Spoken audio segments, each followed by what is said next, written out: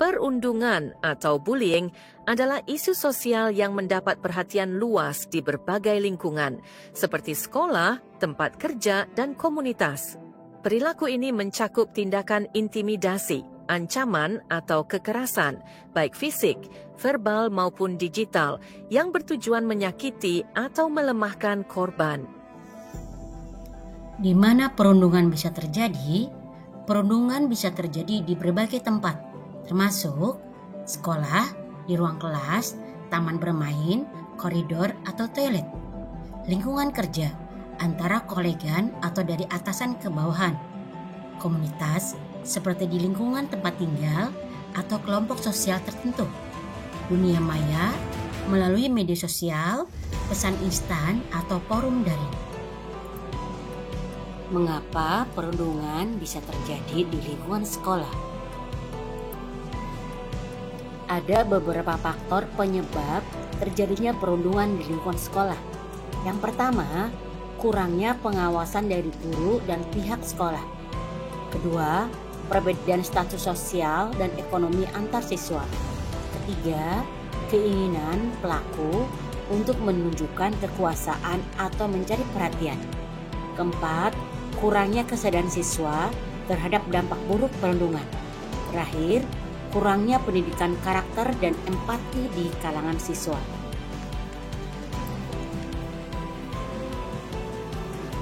Jenis perundungan apa yang sering terjadi di lingkungan sekolah?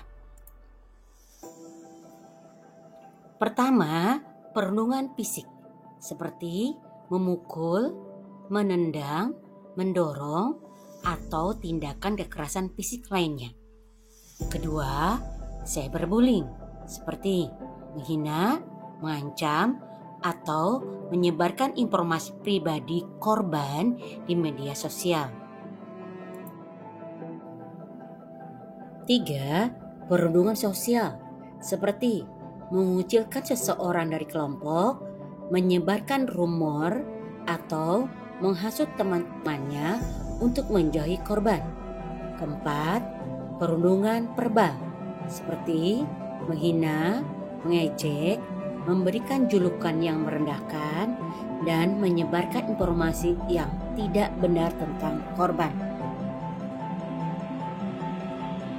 Apakah perundungan dapat mempengaruhi kesehatan mental?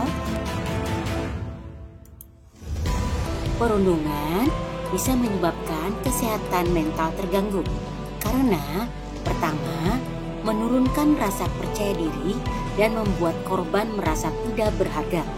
Kedua, menimbulkan stres berkepanjangan yang dapat berujung pada kecemasan atau depresi.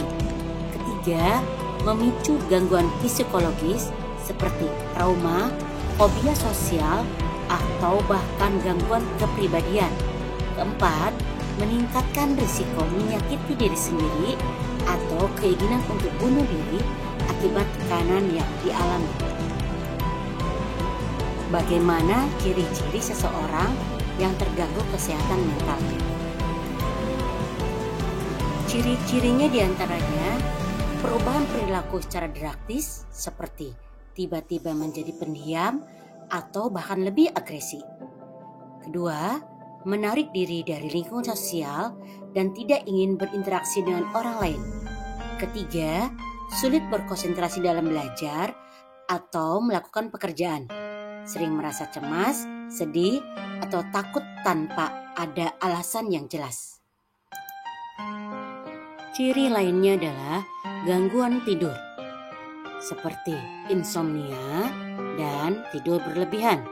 Selanjutnya adalah perubahan nafsu makan, bisa menjadi terlalu banyak makan atau tidak mau makan sama sekali. Terakhir, munculnya pemikiran negatif, termasuk keinginan untuk menyakiti diri sendiri. Bila kalian melihat teman kalian yang memiliki ciri-ciri terganggu kesehatan mentalnya, bagaimana solusi untuk mengatasinya? Yang pertama adalah mendengarkan dan memberikan dukungan tanpa menghakimi. Kedua, mendorong mereka untuk berbicara dengan orang dewasa yang bisa dipercaya, seperti guru, orang tua, atau konselor sekolah. Ketiga, mengajak mereka melakukan aktivitas positif seperti olahraga atau hobi yang disukai. Keempat, membantu mereka mendapatkan bantuan profesional seperti psikolog atau psikiater jika kondisi sudah cukup parah. Terakhir, menjaga lingkungan yang aman dan nyaman sehingga mereka tidak merasa sendiri. Mengapa orang yang terindikasi terkena gangguan mental akan melakukan tindakan di luar nalar? Orang yang mengalami gangguan mental seringkali mengalami tekanan emosional yang sangat berat. Mereka bisa kehilangan kendali atas diri sendiri, berpikir tidak rasional, atau merasa bahwa tidak ada solusi lain untuk keluar dari masalahnya. Dalam beberapa kasus, mereka merasa bahwa melakukan hal ekstrim seperti menyakiti diri sendiri atau menyakiti orang lain adalah satu-satunya cara untuk menghilangkan rasa sakit yang mereka alami.